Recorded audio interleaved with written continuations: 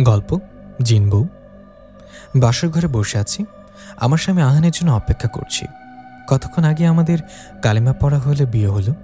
আমার মতামত ছিল না এই বিয়েতে, এখন বিয়ে হয়ে গেছে, আমি তো আর অমান্য করতে পারি না। দরজার শব্দ হতেই আমি মাথা নিচু করে বসে রইলাম। যখন তিনি আমার কাছে আসলেন, আমি খাট থেকে নেমে তার পায়ে ধরার আগে তিনি আমার বাহুতে দাঁড় করিয়ে বললেন, পায়ে হাত দেওয়া লাগবে না, যাও গিয়ে ফ্রেশ হয়ে এসো, নামাজ পড়ব। আরও সে বাধ্য মেয়ের মতো ফ্রেশ হয়ে আসলো, উজু করে দুজন একসাথে নামাজ পড়ে নিল। আহান শান্ত কণ্ঠে বলল, দেখো আরু, তোমাকে আমার সব কথা মেনে চলতে হবে। আমি যেটা নিষেধ করব সেটা করতে গেলে ফলাফল ভালো হবে না।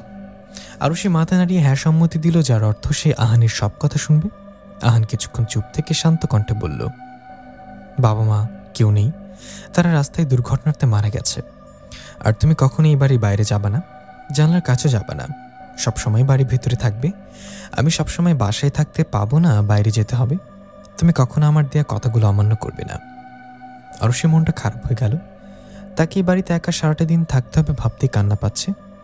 কিছুক্ষণ পর আহান ঘর থেকে বের হয়ে যায় আর হাতে কিছু একটা এনে আরুষিকে দিয়ে বলে, খেয়ে নাও, সারাদিন কিছু খাওনি। আপনি কিভাবে জানলেন আমি খাইনি? এত কিছু না জানলেও চলবে তোমার, আমাকে প্রশ্ন না করে খাবারটা খেয়ে নাও। আরুষি খাবারটা খেয়ে নেয়। খাওয়া শেষ হলে রুমের বাতি বন্ধ করে দেয়, পুরো ঘর একদম অন্ধকার। হঠাৎ আহান আরুষের উপরে ঝাঁপিয়ে পড়ে পশুর মতো। আরুষের যন্ত্রণায় ছটফট করতে থাকে। তখন আহান তার ঘাড়ে কামড় দেয় আর তার কিছু মনে নেই। আহান তৃপ্তিমতো রক্ত পেয়ে তার উত্তেজনা কমে যায়। মুখে রক্ত মুছে আরুষিকে বুকে নিয়ে ঘুমিয়ে পড়ে। আরুষির সকালবেলা ঘুম ভেঙে যায়, পাশে তাকিয়ে দেখে আহান নেই। আরুষি ভেবে পেল না এত সকালে কোথায় যাবে। সে আর কিছু না ভেবে গোসল করতে চলে যায়, কিন্তু গোসল করার পর বিপদ পড়ল আরো বেশি। আরুষি তো কোনো পোশাক আনিনি। আরুষি ভাবল আহান তো নেই, সে ভেজা কাপড়ে পরে গেলেও কেউ তাকে দেখবে না। সে আলমারির কাছে গিয়ে আলমারিটা খুলল। আরুষি আলমারির কাছে গিয়ে আলমারি খুলে তো অবাক, এতগুলো শাড়ি। পুরো আলমারি ভর্তি মেয়েদের যা যা লাগে সব আছে, সুন্দর করে সাজানো। আরুষি একটা নীল মধ্যে শাড়ি নিল। এখন কথা, সে তো শাড়ি পরতে পারে না। আরুষি আস্তে আস্তে বলল, থাক, শাড়ি পরবো না, জামা পরবো। তখনই কারোর কণ্ঠ পেয়ে চমকে উঠল, তুমি শাড়ি পরবে সব সময়, কিন্তু আমি তো শাড়ি পরতে পারি না। আমি তো আছি। না লাগবে না, আমি অন্য জামা পরে নেব। তুমি কি এখন আবার শাড়ি খুলবে? আমি এত কষ্ট করে পরিয়ে দিলাম। আরও সে নিজের দিকে তাকিয়ে দেখে তার গায়ে নীল রঙের শাড়ি পরানো। এটা কিভাবে সম্ভব? আমার হাতে তো একটু আগে এই শাড়িটা ছিল, পরালেন কখন এত তাড়াতাড়ি? যখন তুমি আমার দিকে হা করে তাকিয়েছিলে তখন পরিয়ে দিয়েছি। আর তাকিয়ে থাকবেই না কেন? তোমার জামাই তো অনেক সুন্দর, তাই। কি জানি কখন তাকিয়েছিলাম। আর আপনি সুন্দর। আমি কাল এসেছি, রাত্রেবেলা বাড়িটা দেখা হয়নি। আহান আমার হাত ধরে সিঁড়ি দিয়ে নামছে, আমাকে ডাইনিং টেবিলের সামনে বসিয়ে খাবার নিয়ে যত্ন সহকারে খাওয়াচ্ছে। আমার খাওয়া শেষ হওয়ার পর উনি খেয়ে নিলেন। খাওয়া দাওয়া শেষে আমি ওনাকে বললাম, আচ্ছা, আমি বাইরে না হয় যেতে পারবো না, তবে বাড়ির ভেতরটা ঘুরে তো দেখতে পারবো। আরু পাখি, তুমি দেখো, আমার কাজ আছে, আমি বাইরে যাব। আরও সে পুরো বাড়িটা ঘুরে ঘুরে দেখছিল। অনেক বড় বড় বাড়ি। বাড়িটি 2 তলা। বাড়িতে মোট 8টা রুম রয়েছে, অসম্ভব সুন্দর। বাড়িটি দেখে মনে হচ্ছে কোনো রাজা খুব যত্ন সহকারে বানিয়েছেন। আরও সে আর হাঁটতে ভালো লাগছে না, তাই রুমে চলে আসে। চোখ বন্ধ করে থাকতে থাকতে ঘুমিয়ে পড়ে। বিকেলে ঘুম ভেঙে যায়, উঠে ফ্রেশ হয়ে নিচে চলে যায়। কি করবে, একা একা ভালো লাগে না। একজন বাসায় থাকলে তাও হতো। তখন আরুষির ফুলের সুবাস পায়। তখন সে বাইরে এসে দেখে কি সুন্দর ফুলের বাগান, কত বড়। বাড়ির চারপাশে উঁচু উঁচু দেয়াল। বাড়ির মেন গেটটা বন্ধ করা। আরুষির ফুলের বাগানগুলো ভালো করে দেখছে আর প্রত্যেকটা ফুল ছুঁয়ে দিচ্ছে। তখন সে অনুভব করলো তার পেছনে কেউ আছে। সে পেছনে তাকালো, দেখলো না তো, কেউ নেই। আরুষি এবার বুঝতে পারছে ভালো করে তার পেছনে কেউ আছে। সে মানুষটির ঘন ঘন নিঃশ্বাস তার গায়ে উপচে পড়ছে।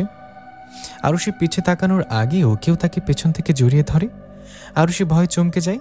তখন পুরুষের কণ্ঠ পায়, আরু পাখি, এত ভয় পাচ্ছ কেন? এখানে আর অন্য কেউ আসবে না, তোমাকে ছোঁয়া, দূরে থাক। আরুষি নিঃশ্বাস ছাড়ল। এতক্ষণ মনে হয় তার নিঃশ্বাস ভয়ে আটকে ছিল। আরুষি বলল, দেখেন, এভাবে যখন তখন হুট করে আসবেন না, আমার ভয় লাগে। আহান আরুষিকে সামনের দিকে ঘুরিয়ে আরুষির 2 গালে হাত রেখে ঘোরা লাগা কণ্ঠে বলল, এত ভয় পেলে তো চলবে না আমার আরু পাখি। আরুষি দুষ্টামি করে বলল, আমি ভয় না পেলে আমাকে ভয় দেখিয়ে আপনারা ভালো লাগে বুঝি, তাই বেশি বেশি ভয় পেতে হবে? হয়েছে, অনেক দুষ্টুমি করেছ। দুপুরে খেয়েছ কি? মনে তো হয় খাওনি। আরুষি জিহ্বাতে কামড় দিয়ে বলে, না মানে ঘুমিয়ে গিয়েছিলাম তাই খাওয়া হয়নি। মহান কাজ করেছ। চলো এখন খাবার খাইয়ে দেবো, আর তোমার জন্য একজন মহিলা রাখবো তোমাকে দেখাশোনা করার জন্য, আর তুমি এক অনুভবও করবে না। আরুষি মুগ্ধ নয়নে আহানের দিকে তাকিয়ে ভাবছে, এতটাও কেউ ভালোবাসতে পারে? আমি তো তাকে বলিনি যে একা ভালো লাগে না। উনি আমাকে নিয়ে কত ভাবে। আরুষির ভাবনার মাঝে আহান আরুষিকে কোলে তুলে নিয়ে বলল, চিন্তা রানী এখন ভাবতে ব্যস্ত, এভাবে থাকলে এখান থেকে 2 দিন আগে নড়তে পারবে না, তাই কোলে নিতে হলো। আরুষি আহান একসাথে খাবার খেয়ে গল্প করে শুয়ে পড়ল। আহান আরুষিকে জড়িয়ে ধরে বুকে নেয়। কতক্ষণ পর কি হলো, আহানের সে আরুষির ঘাড়ে কালকের ব্যথা জায়গায় আজকেও কামড় দিল, আর আরুষি অজ্ঞান হয়ে গেল। সকালবেলা ফজরের আজান শুনে আরুষি জেগে উঠে পাশে তাকিয়ে দেখে আহান নেই। সে বুঝতে পারে না আহান হুটহাট কোথায় যায়, আবার কোথায় ভূতের মতো পেছনে এসে পড়ে। আরুষি ফ্রেশ হয়ে নামাজ পড়ে নিচে গেল। গিয়ে দেখে একটা মেয়ে রান্নাঘরে রান্না করছে। আরুষি প্রথমে ভয় পেলেও পরে মনে পড়ে কালকে আহান বলেছিল একজন মেয়ে রাখবে। মেয়েটা তার সমবয়সী, দেখতে মাশাআল্লাহ সুন্দর আছে। আরুষি তাও মনের দুশ্চিন্তা দূর করতে বলল, কে তুমি? আমি নিপা ম্যাডাম, স্যার রেখেছে আমাকে আপনার দেখাশোনা করার জন্য। আচ্ছা, তবে তুমি ম্যাডাম না আপু বলবে আমাকে। আপু বললে যদি স্যার আমাকে চাকরি থেকে বের করে দেয়? করবে না, আমি আছি। তখন দরজা দিয়ে আহান ঢুকছিল আর বলল, আরু পাখি খাবার খেয়েছ? না। আসো খাইয়ে দিব, তারপর রেডি করব তোমাকে। অনুষ্ঠান আছে আমাদের বিয়ের। আমার আব্বু আম্মু কি আসবে? না, তাড়াতাড়ি আসবে না। আরুষির মনটা খারাপ হয়ে গেল। খাওয়া শেষ হলে আহান আরুষিকে ঘরে নিয়ে নিজ হাতে সুন্দর করে সাজিয়ে দেয়। হালকা মেকআপ, গর্জিয়াস লেহেঙ্গা, গহনা পরিয়ে দেয়। চুড়ি এমনভাবে পরালো যেন চুড়ি ছিল না, ওটা ছুরি ছিল। সবশেষে আহান মাথায় লম্বা ঘোমটা দিয়ে বলল, আমি চাই না আমার আরু পাখিকে কোনো পরপুরুষ দেখুক। আমি দেখবো আমার আরু পাখিকে। আহানও রেডি হয়ে নিল। আরুষির লেহেঙ্গার সাথে ম্যাচিং করে কালো রঙের পাঞ্জাবি পরে নিল। দুজনকে অসম্ভব সুন্দর লাগছে। ফর্সা গায়ে কালো রংটা মানিয়েছে। তারা দুজন যখন দোতলা থেকে নিচে নামতেছিল সবাই হা করে তাকিয়েছিল। আরুষিকে স্টেজে বসিয়ে আহান সবার সাথে টুকটাক কথা বলেছে, গল্প করছে। আহান আরুষির সাথে শুধু মেয়েদেরকে যেতে দিচ্ছে। আহানের এক বন্ধু বলল, দোস্ত ভাবি কিন্তু সেই হট। আহান বলল, তা তো অবশ্যই, চল একটু ওইদিকে যাই, ড্রিঙ্কস নিবি না? চল। আহান তার বন্ধুকে নিয়ে গেল। অনেক ড্রিঙ্কস পান করালো। একসময় তার বন্ধু ক্লান্ত হয়ে বলল, দোস্ত আর পারবো না, একটু বিশ্রাম করতে হবে, একটু ব্যবস্থা করে দে না প্লিজ। আহান বলল, ঠিক আছে। বলে সে নিয়ে গেল একটা অন্ধকার রুমে। বন্ধুটা বলল, এখানে আলো নেই, এত অন্ধকার। মাথায় জোরে আঘাত করাতে বন্ধুটা চিৎকার করে। আহান বলে, কি বললি তুই? আমার বউ হট, এমন অবস্থা করবো তোরে যেন 6 মাস আগে কথা বলতে না পারস। আহান তার বন্ধুকে খুব মারল। শরীরের জায়গায় জায়গায় লোহার রডের দাগ। বারবার ছটফট করতেছে আর বলছে, আহান আমার ভুল হয়ে গেছে, আমাকে মারিস না দয়া করে। আহান হিংস্র প্রাণীদের মতো আহত করতে ব্যস্ত আর বলছে, আমার আরু পাখির ব্যাপারে আমি বিন্দুমাত্র ছাড় দিব না, কাউকে ছাড় দিব না, সে বন্ধু হোক বা অন্য কেউ। এদিকে আহানকে কোথাও না দেখতে পেরে আরব নামের একজন ছেলে আরুষির দিকে এগিয়ে যায়। আরুষির হাত বাড়িয়ে দিয়ে বলে, হাই কিউটি, সুইটি ভাবি, আমি হলাম আরব, আহানের ফ্রেন্ড আর তোমার দেবর। আরুষি কি বলবে ভেবে পাচ্ছে না। তখনই আহান এসে পড়ে সেখানে, আর এটা দেখে তো তার আগুন জ্বলে ওঠে। রক্ত! তুই আমার বউটার দিকে হাত বাড়িয়েছিস কোন সাহসে? তোর হাত আমি কেটে টুকরো টুকরো করব। আমি তো শুধু পরিচিত হতে চেয়েছিলাম, আর কখনো হবে না, এরকম করিস না। আমি তোদের বন্ধু, এবারের মতো ছেড়ে দে দয়া করে। এবার ছাড়লে পরের বার আমার কলিজাতে হাত দিবি না, এমন কোনো ভরসা নেই। আর বন্ধু তাই বলে প্রাণটা রাখবো, জানে মারবো না। তবে এটা ভাবিস না যে বন্ধু বলে কিচ্ছু করবো না। তুই আমার বউয়ের দিকে হাত দিস, তোর হাতটা কেটে ফেলবো। কথাটা বলার সাথে সাথেই হাতের নখ বড় বড় হয়ে গেল। নখের একটা আঘাতে আবিরের শরীর থেকে হাত আলাদা হয়ে গেল। আবিরের চিৎকার দিয়ে অজ্ঞান হয়ে যায়। আহান রক্তগুলো পানিতে ধুয়ে নিতে ছিল, তখন আরও শেষে রক্ত দেখে ভয় পেয়ে যায়। কাপা কাপা গলায় বলে, রক্ত! আর বলতে পারল না, অজ্ঞান হয়ে গেল। আহান বিরক্তি নিয়ে বলল, আরে দেখ, এত ভয় পায় কেন মেয়েটা? কিছু না হতে অজ্ঞান হয়ে যায়, পিঁপড়ার মতো কলিজা। আহান হাত ধুয়ে আরুষিকে কোলে দোতলার দিকে যেতে যেতে নিপাকে বলল, নিপা খাবার নিয়ে উপরে আইতো। আস্তে আস্তে শান্ত আরু পাখি। আরুষি চুপ থেকে আহান আরুষিকে বুকে নিয়ে বলল, এত ভয় পাও কেন তুমি? কিছু না হতে অজ্ঞান হও। স্যার নিপা দরজায় দাঁড়িয়ে পড়ে অন্যদিকে ঘুরে বলে, আমি কিছু দেখি নাই। আরুষি লজ্জা আহানের থেকে দূরে সরে যায়। আহান মুখে বিরক্তি ভাব নিয়ে বলল, যখন দেখিস না তবে চলে যেতি। রোম্যান্সে 12টা বাজে, বলতেছিস কিছু দেখিস নাই? খাবার ওখানে রেখে দে। নিপা মুচকে মুচকে হাসতে হাসতে খাবার রেখে চলে যায়। আহান খাবারের প্লেট হাতে নিয়ে আরুষের দিকে তাকিয়ে বলে, ওরে আমার লজ্জাবতী রে, থাক আর লজ্জা পেতে হবে না, হাঁ করো। আরুষি চুপচাপ খেয়ে নিল। খাওয়া শেষে আহান দেখল আরুষি গলায় কামড়ের দাগ। আহান ওষুধ নিয়ে লাগিয়ে দিচ্ছিল আর আরুষি বলল, নিজে ব্যথা দিবে আবার নিজে ওষুধ লাগাবে? জলে তো। আমি বুঝতে পারিনি আর ইচ্ছা করে ব্যথা দিইনি, সরি। আরুষি আহানের হাতে হাত নিয়ে বলে, আমাকে কিছু একটা সত্যি কথা বলেন তো, ওইগুলো কিসের রক্ত, কার রক্ত? আহানের বলার মতো ভাষা নেই, এখন তাকে সত্যি বলতেই হবে। হয়তো সত্যি বলার পর আরুষি তাকে ভুল বুঝে ছেড়ে চলে যেতে পারে। এখন আরুষিকে ছুঁয়ে আহান মিথ্যা বলতে পারবে না। আহান আরুষির দিকে ঘুরে 2 গালে হাত রেখে বলল, ওটা আবিরের রক্ত ছিল, তোমার দিকে হাত বাড়াতেই তাই ওর হাতটা কেটে দিয়েছি। আর আমি কোনো মানুষ না, আমি জিন রাজ্যের রাজকুমার। আর মন্ত্রী বলেছিল আমাকে বিয়ে করতে হবে। আমার সন্তান হলে তখন আমি এই রাজ্যের রাজা হতে পারবো। তাই আমি মেয়ে খোঁজা শুরু করে দিই।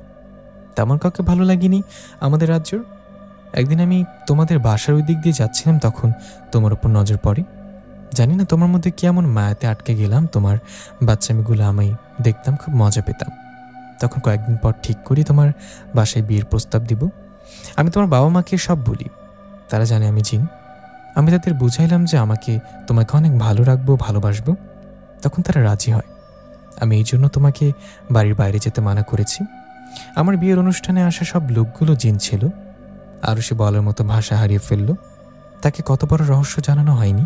তখন আহান বলল, আমার ভুল হয়েছে, তুমি আমাকে ছেড়ে যেও না। তুমি না বললে আমি তোমার কাছে আসবো না, দূর থেকে দেখবো, তাও আমার আশেপাশে আমার বউ হয়ে থেকো। আহান কথাগুলো বলতে বলতে চোখ দিয়ে পানি চলে এলো। চোখের পানি লুকাতে উঠে অন্য ঘরে যাবে। আরও সে তখনও চুপ ছিল, সে মানতে পারছে না কথাগুলো। আচ্ছা, তার বাবা মা কি জানতো যার সাথে তার মেয়ে বিয়ে দিচ্ছে সে জিন? যদি জানে তবে কেন বিয়ে দিল? আরও সেসব ভাবছে আর কান্না করছে। সে বুঝে পাচ্ছে না কি করবে। কান্না করতে করতে আরও সে কখন যে ঘুমে গেল সে নিজেও জানে না।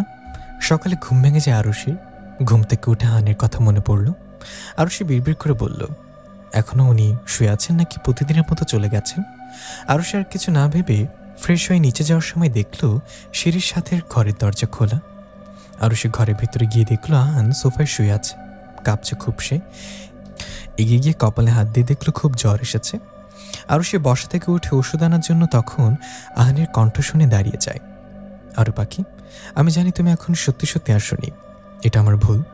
তা তোমাকে দেখতে পেয়ে ভালো লাগছে, হোক সেটা কল্পনা। তুমি তো তুমি, কল্পনা তো তুমি, সুন্দর বাস্তব সুন্দর। আরু পাখি, তুমি আমাকে ভুল বুঝো না প্লিজ। আমি মিথ্যা বলে বিয়ে করেছি, কিন্তু আমি তোমাকে অনেক ভালোবাসি। তোমার প্রতি যে মায়া হয়ে গেছে, তুমি আমার কাছে না আসো তবে দূরে চলে যেও না। আমি তোমাকে ছাড়া থাকতে পাবো না। থাকো না তুমি এই খারাপ জিনের বউ হয়ে। কথাগুলো যদি সত্যি তোমাকে সত্যি সত্যি বলতে পারতাম তাহলে মনটা হালকা হতো। আরও সে মনে মনে ভাবছে, শুনেছিলাম ছেলে মানুষ সহজে কান্না করে না। তিনি হয়তো সত্যি ভালোবাসেন, না হলে কান্না কেন করবে?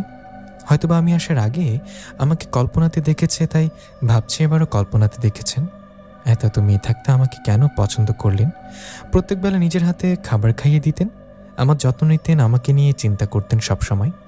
তাকে আর তার এত ভালোবাসা থেকে দূরে গেলেও তো সুখ হবে না আমার। আমি না হয়ে জিনের বউ হয়ে রইলাম সারা জীবন তার পাশে। আরও সে নিচে নেমে দেখল নিপা খাবার বানিয়ে টেবিলে রেখে দিয়েছে। আরও সে খাবার নিয়ে ওষুধ নিয়ে আহানের ঘরে গেল। ঘরে গিয়ে ছোট টেবিলে খাবারগুলো রেখে আহানকে ডাক দিল, এই যে শুনছেন, আপনার তো জ্বর আসছে, খাবারটা খেয়ে ওষুধ খেয়ে নেন। আহান চোখ খুলল, দেখল আরুষি দাঁড়িয়ে আছে।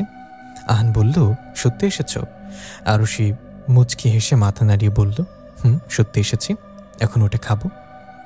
আহান আরুষিকে আর কিছু বলে না। শোয়া থেকে উঠে শক্ত করে আরুষির কোমর জড়িয়ে ধরে বাচ্চাদের মতো করে বলল, তুমি আর যাবে না বলো আমাকে ছেড়ে? আচ্ছা, আর যাব না, ছাড়েন আমাকে। ছাড়বো না? তাহলে চলে যাব। আমি তো ধরে রেখেছি, চলে যাবা কিভাবে আরু পাখি? আচ্ছা হয়েছে, বেশি ঢং করেন কিন্তু আপনি, মেয়েদের থেকে বেশি। আরুষি আহানের রিয়াকশন দেখে জোরে হেসে দেয়। আহান মুগ্ধ নয়নে প্রিয়সীকে দেখছে। ভালোবাসার মাঝে সুখ আছে, ভালো থাকার মাঝে কষ্ট আছে, দূরে রাখার মাঝে টান আছে, মনে রাখার মাঝে প্রাণ আছে।